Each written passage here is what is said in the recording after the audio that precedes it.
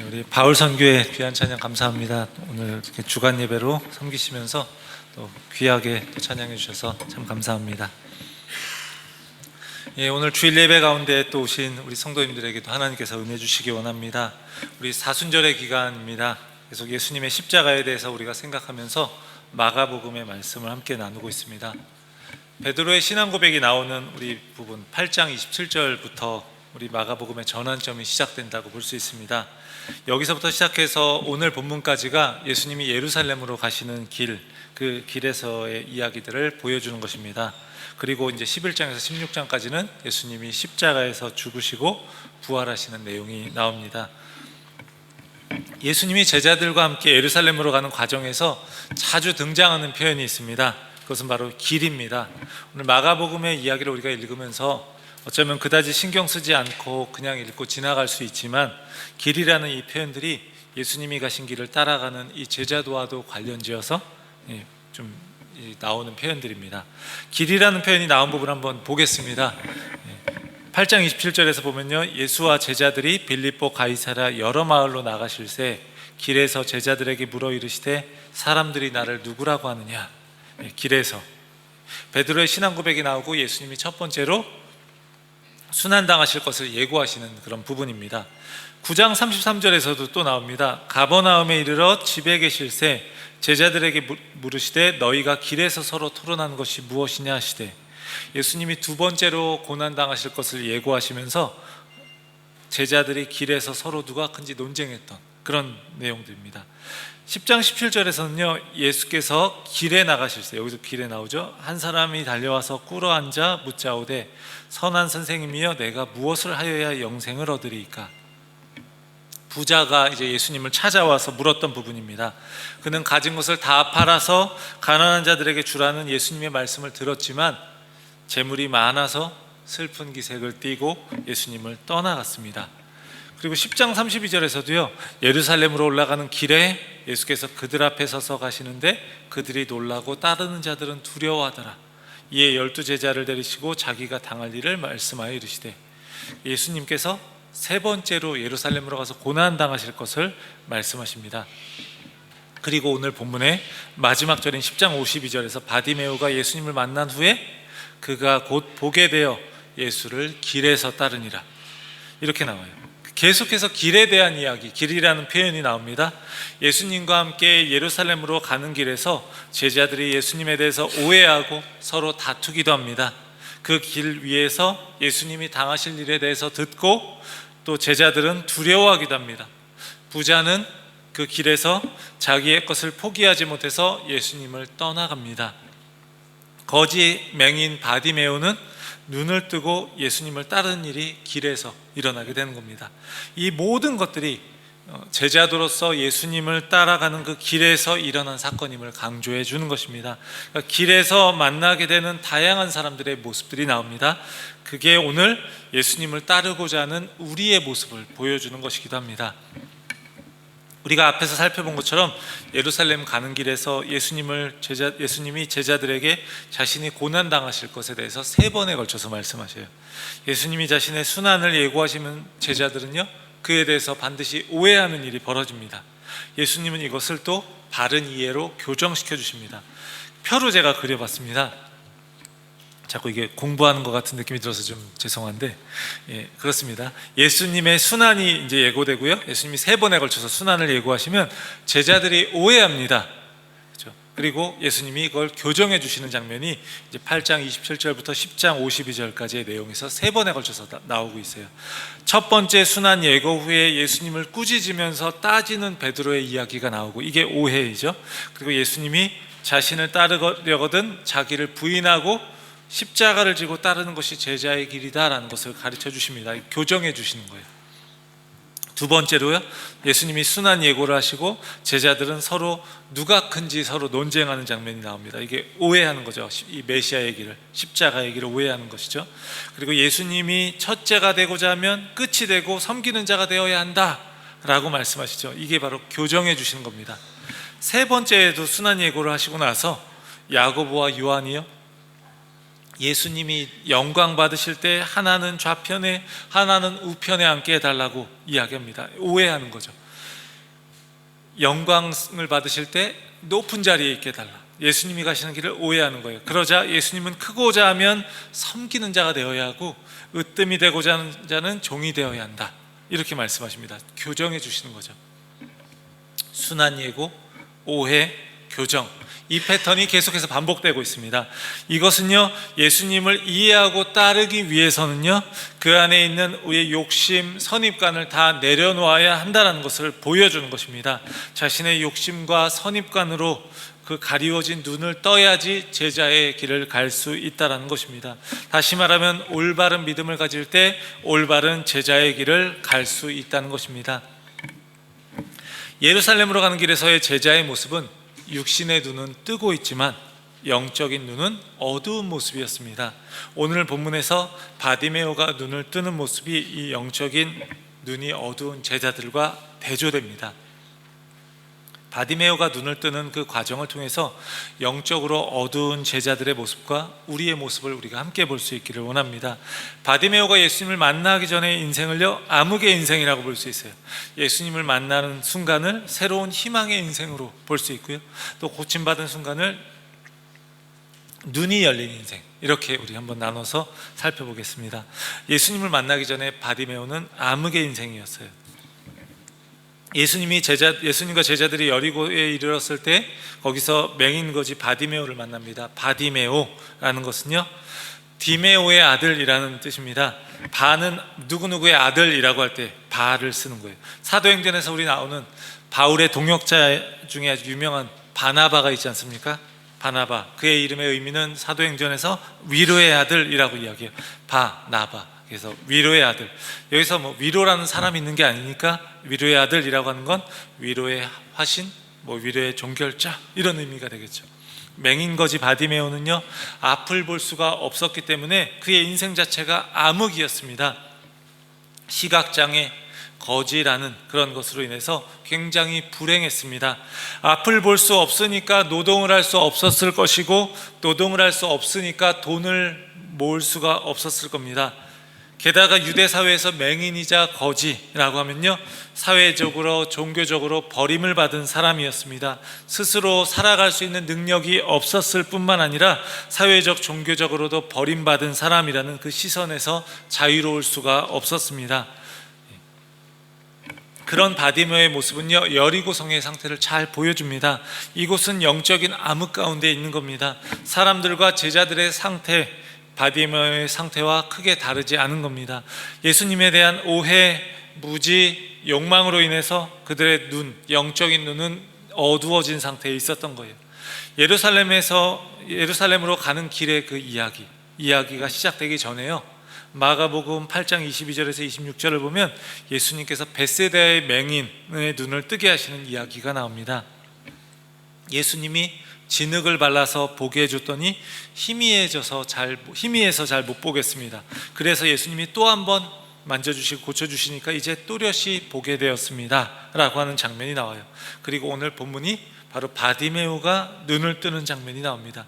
즉, 맹인이 눈을 뜨게 되는 이야기가 베드로의 신앙 고백에서부터 예루살렘에 들어가기까지의 사건, 이 사건 전체를 앞뒤에서 감싸고 있는 거예요. 화면에도 제가 이제 띄워놨습니다.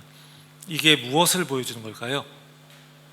베세다의 맹인이 예수님이 만져주신 후에 희미해서 잘 못 보고 새롭게 눈을 뜨게 되는 게 필요했던 것처럼 지금 제자들의 상태도요, 예수님을 메시아로 여기고 그분을 따르는 그 진정한 제자의 삶에 대해서 그들이 제대로 알아야 될 필요가 있다는 거예요. 제대로 이해해야 할 상황 가운데 있다는 겁니다. 제자들 역시 영적인 의미에서 새롭게 눈뜰 필요가 있었다는 것입니다. 제자들이 왜 영적으로 앞을 못 보는 사람들인 것일까요? 예수님이 3번에 걸쳐서 순환을 예고하셨습니다. 단지 3번이라는 횟수가 중요한 게 아닙니다. 그걸 넘어서 그 내용이 정말로 중요하다는 거예요.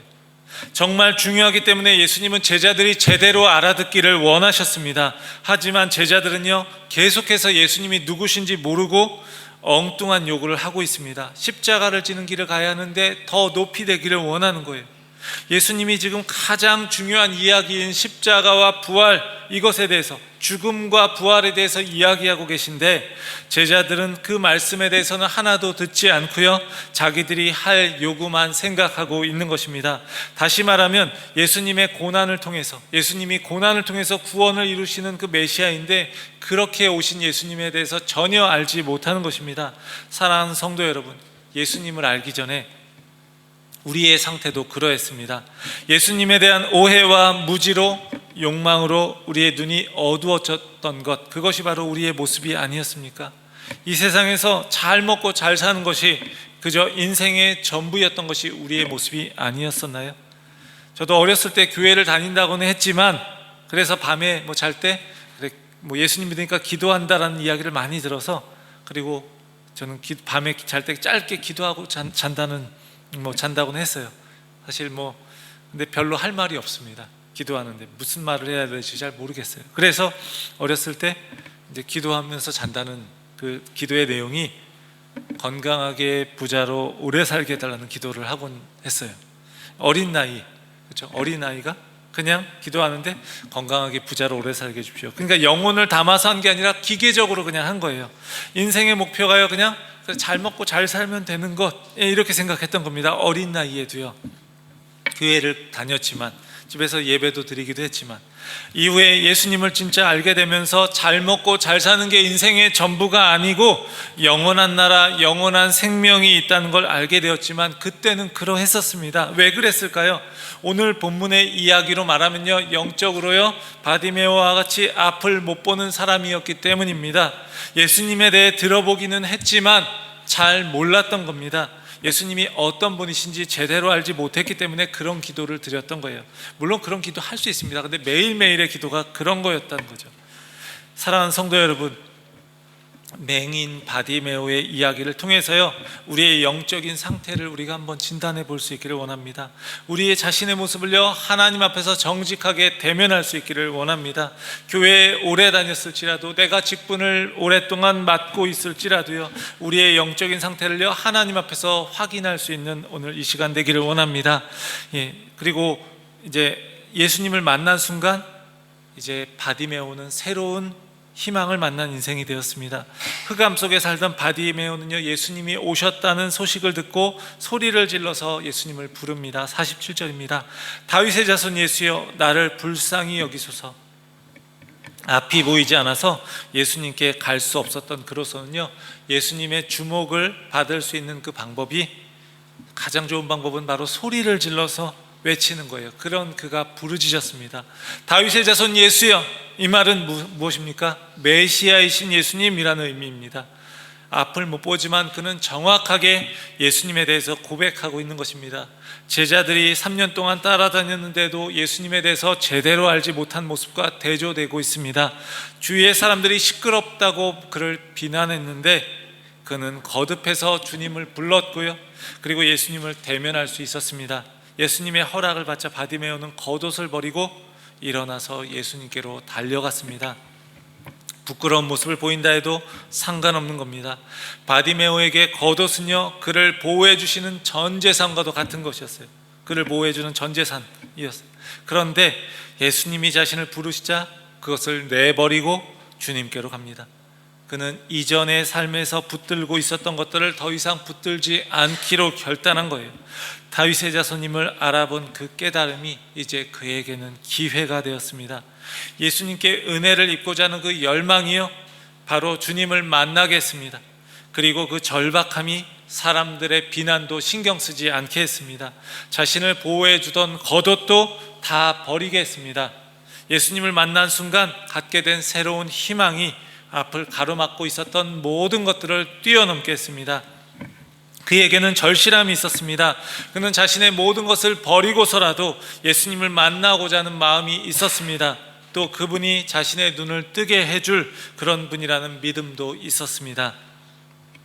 이런 그의 모습은요, 마가복음 10장 17절에서 27절 사이에 나오는 그 부자의 모습과 아주 대조됩니다. 부자는요, 영생을 얻기를 원했습니다. 그래서 예수님을 찾아왔어요. 그러면서 그는 어려서부터 계명을 다 지켰다고 이야기했습니다. 한마디로 그는 사회적으로도 안정적이고 또 신앙적인 면에서도 모범적인 모습을 보이는 사람이었습니다. 한마디로 흠잡을 데 없어 보이는 사람입니다. 오늘 우리 이런 사람들 많이 볼 수 있지 않습니까? 우리 교회에서도 열심히 하고 또 사회에서도 정말 잘 살아가고 균형이 잡힌 그리스도인이라고 우리는 이런 사람들을 이렇게 말하지 않겠습니까? 그렇지만 그는 자신의 가진 재물을 다 팔아서 가난한 사람들에게 나눠주고 나를 따르라 하시는 그 예수님의 말씀을 받아들이지 못합니다. 그에게는요, 그가 가진 재물이 많아서 그것을 놓을 수 없었기 때문입니다. 그의 모습을 꿰뚫어 보시는 예수님의 말씀 앞에서 그는 그가 붙들고 있는 것이 무엇인지 드러납니다. 그는 영생을 얻고 싶어 했지만 자신의 재물을 버리고서라도 그 영생을 얻고 싶을 만큼 그렇게 절실하지는 않았던 것입니다. 예수님에 대한 절실함의 차이가 결국 어떻게 나타납니까? 따름과 떠남으로 나타납니다. 바디메오는 눈을 뜨고 난 다음에 예수님을 따릅니다. 따름이고요. 그리고 그저 시력이 회복된 것에 만족하지 않고 예수님을 따르는 길을 걸어간 것이죠. 반면 부자는 자신의 것을 붙들고 있으면서 예수님에게서 떠나갑니다. 부자 역시 영적으로는요, 앞을 못 보는 맹인이었어요. 예수님을 떠나는 거예요. 따름과 떠남, 이 차이가 있는 거죠. 사랑하는 성도 여러분, 여러분에게서 예수님을 따르는 것은 그만큼 절실하십니까? 예수님을 따르는 데 있어서 여러분이 놓기 힘든 것이 무엇입니까? 그것이 내가 붙들고 있는 물질이 될 수도 있고요, 세상에서 높아지고자 하는 욕구가 될 수도 있고요, 또 어떨 때는 어려운 관계를 회복하고 싶지 않은 그런 마음이 될 수도 있습니다. 그것이 무엇이든지 바디메오가 그러했던 것처럼 우리가 절실한 마음으로 예수님 앞에 나아올 수 있기를 원합니다. 그분이 누구인지 알고 부르짖었던 그 바디메오와 같이 우리도 예수님이 누구신지 알기 때문에 그분에 대해서 절실하게 그분을 찾고 그분을 따르기로 결단하기를 주의 이름으로 간절히 축원합니다. 마지막으로 예수님께 고침받은 순간 그는 눈이 열린 인생이 되었습니다. 예수님을 만나기 전에 바디메오는 암흑의 인생이었고요, 또 예수님을 만나는 순간 그의 인생은 새로운 희망을 만난 인생이 되었습니다. 예수님을 부르고 그의 인생도 희망이 생겼어요. 그런 그를 예수님이 이제 고쳐주시면서 그는 눈이 열린 인생이 되었습니다. 예수님이 바디메오에게 말씀하셔요. 이제 이렇게 질문하십니다. 51절입니다. 내게 무엇을 하여 주기를 원하느냐? 이 말씀이요, 마가복음 10장 36절에서 나옵니다. 야고보와 요한에게 예수님이 이 질문을 하셨습니다. 예수님의 질문에 대해서 바디메오는 보기를 원합니다 라고 대답했어요. 당연한 대답이죠. 그의 인생에 있어서 가장 중요한 것은요, 앞을 보는 것이기 때문에. 하지만 우리가 계속해서 보고 있듯이 바디메오의 이야기는요, 계속해서 제자들의 모습을 보여주는 것이에요. 그러니까 내가 보기를 원합니다 라는 이 고백은요, 제자들이 예수님이 가셔야 하는 그 십자가의 길을 제대로 보지 못하고 있다는 것을 말해주는 것이에요. 야고보와 요한의 대답이 그것을 아주 잘 보여줍니다. 오늘 본문에 띄우지는 않았지만 그들은요, 예수님이 영광 받으실 때에 자신을 우편과 좌편에 앉게 해달라고 그렇게 이야기합니다. 높은 자리에 앉게 해달라는 이야기이죠. 그렇지만 우리가 이 복음서의 말씀을 읽으면서 우편과 좌편 하면 어떤 것이 떠오르십니까? 예수님이 십자가에서 못 박히셨을 때 좌우 양편에 있던 강도를 떠올릴 수 있는 겁니다. 예수님의 제자가 된다는 것은요, 바로 이 십자가 좌편과 우편에 예수님과 함께 매달린다는 것을 의미하는데, 이들은 지금 다르게 생각하는 거예요. 이들뿐만 아니라 제자들 역시 야고보와 요한에 대해서 화를 냈다고 해요. 그것은요, 바로 자신들의 마음에 있는 것을 야고보와 요한이 먼저 말했기 때문입니다. 선수를 쳤기 때문에 그래요. 제자들은요, 모두 십자가의 길을 제대로 깨닫고 있지 못한 것입니다. 제자들의 마음에는 예수님이 예루살렘에 가시면 왕이 될 것이고 내가 한 자리 차지해야지 라는 생각이 있는 것이에요. 3년 동안 예수님을 따르면서 고생했는데 이제 예수님이 왕이 되시면 보상을 받아야겠다라고 생각한 것입니다. 제자들은요, 아직도 눈이 열리지 않은 것입니다. 52절에서 이렇게 말해요. 예수께서 이르시되 가라, 내 믿음이 너를 구원하였느니라 하시니 그가 곧 보게 되어 예수를 길에서 따르니라. 바디메오는 예수님을 메시아로 고백하고요, 예수님께 부르짖어 예수님을 만나 시력을 회복하게 됩니다. 눈이 밝아진 바디메오는요, 그 길에서 예수님을 따릅니다. 제자들이 보좌 좌우편의 권력에 눈이 멀어 있을 때 그는요, 순환과 죽음의 메시아를 알아보고 따를 수 있는 영적인 눈도 열린 것입니다. 그는 예수가 누구인지 알았고요, 그렇기 때문에 그분에 대한 합당한 요구를 했고 합당한 반응을 했습니다. 이게 바로 믿음입니다. 예수가 메시아라는 것을 알았고, 그렇기 때문에 자신의 눈을 뜨게 해주실 분이 그분인 걸 알고 눈을 뜨게 해달라고 요청했고, 결국 예수님으로 인해 눈을 떴습니다. 눈을 떴다는 것이 곧 예수님을 따르는 것이고, 이것이 곧 믿음이에요. 그는 믿음으로 구원을 받았습니다. 뿐만 아니라 앞을 볼 수 없어서 길에 앉아서 구걸하던 바디메오가 이제 길에서 예수를 따르는 사람으로 변화가 되었습니다. 바디메오가 길에서 예수를 따른 사건, 바로 이 사건이 무엇을 의미할까요? 예수님의 제자로서 걸어갔던 그 사람의 본보기가 되었다는 겁니다. 3년 동안 예수님을 따라다니면서도 진정으로 예수님을 알지 못하고 예수님의 가신 길을 따르지 못했던 그 제자들이 아니라 바디메오가 예수님을 따르는 제자도의 본이 되었다는 것을 보여주는 겁니다. 하나님의 자녀로서 우리가 누릴 수 있는 가장 큰 영광이 무엇이겠습니까? 다른 사람이 이루지 못한 엄청난 업적을 이루는 것인가요? 예수님을 통해서 더 잘 먹고 잘 사는 것인가요? 우리에게 있어서 가장 큰 영광은요, 예수님의 제자가 되어서 그분이 가신 길을 따라가는 것입니다. 그것보다 더 큰 영광은 없습니다. 제자들은요, 3년 동안 예수님을 따라다녔지만 우리에게 무엇을 주시겠습니까? 라고 예수님께 요구했습니다. 제가 이만큼 따라다녔는데 무엇을 보상해 주시겠습니까? 하는 거죠. 오늘날 우리도 예수님의 제자로 살아가는 것이 가장 귀한 것인데요, 그 가치를 알아보지 못하기 때문에 다른 것에서 그 가치를 찾으려고 하는 것은 아닌지 우리가 돌아볼 수 있기를 원합니다. 예수님의 제자로 살아가면서 그 길 가운데 우리가 더 높은 자리에 올라가야 하고 예수님을 따랐기 때문에 보상이 주어져야 한다라고 생각하고, 그렇게 생각하기 때문에 우리가 더 초라해지는 것은 아닌지, 우리가 더 비참해지는 것은 아닌지 우리가 돌아볼 수 있기를 원합니다. 교회가 이 땅에 정말 많은데요, 많은 교회에 수많은 문제가 일어나고 좋지 않은 일들이 생기는 이유는 무엇입니까? 열심히 섬기고 나서 우리가 자리를 다투고 물질에 대한 욕심을 버리지 못하고 명예에 대한 욕심을 버리지 못하는 이유가 무엇입니까? 예수님을 따라가는 것이 가장 귀하다는 그 가치를 잃어버린 채 다른 것에서 우리 교회의 존재 이유를 찾기 때문은 아니겠습니까?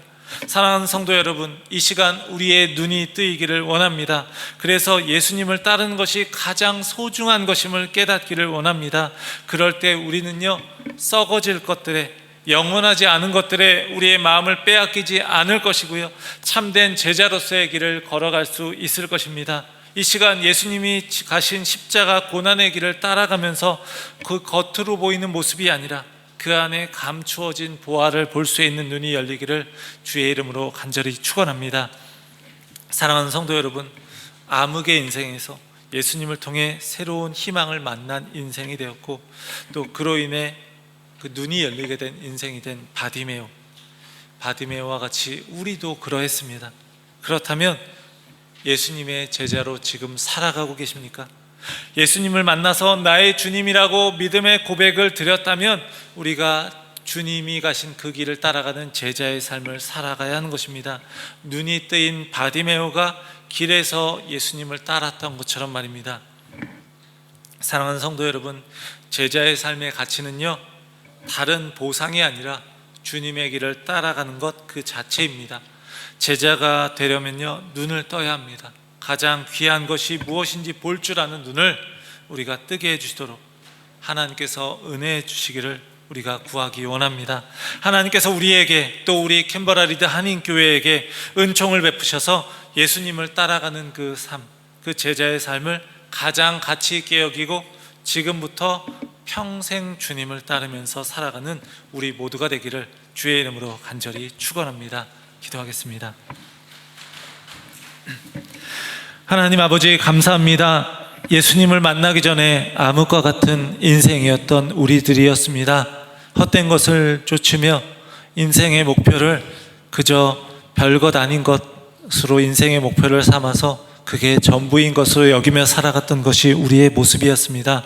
그런데 예수님을 만나서 참된 희망을 보게 되었고, 예수님을 만나서 우리 인생이 새롭게 변화되었고, 이제 새로 눈이 뜨여서 제자의 길을 걸어가는 것이 우리의 사명이 되었음을 고백합니다. 하나님, 우리의 삶을 하나님께 올려드리며 우리가 길에서 눈이 뜨여 예수님을 따랐던 바디메오와 같이 우리가 영적인 눈이 뜨여서 우리가 이 길에서 예수 그리스도를 따라서 걸어가는 믿음의 삶이 될 수 있도록, 제자의 삶이 될 수 있도록 인도하여 주시옵소서.